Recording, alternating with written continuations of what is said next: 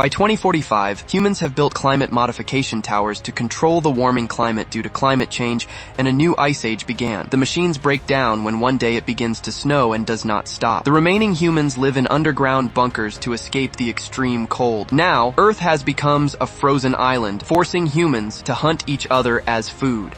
Hello everyone, and welcome back to Movie Coach. Today, we're diving into science fiction film name, The Colony, released in 2013. This movie is directed by Jeff Renfro. Story begins when two terrified people begin running down through corridor because something dangerous is going after them. They reach the door, but sadly, it's locked. Meanwhile, in another outpost, Sam is outside fixing the satellite dishes when he notices a few men come out. One man pleads for an extra day to recuperate, but Mason, deeming it a wasteful drain on resources, readies his firearm, disregarding the man's request for a dignified departure. Sam intervenes, championing the right of infirm individuals to choose their exit, but Mason remains resolute, justifying the execution as a harsh necessity for their survival. Returning indoors, the grim reality dawns on these few survivors. Confined within their limited resources, the common cold has become a dreaded menace. The last influenza outbreak claimed the lives of 20 individuals within a week. Their leader, Briggs, enacted a strict decree in response. The sick are quarantined, and if recovery eludes them, they face a grim choice between a bullet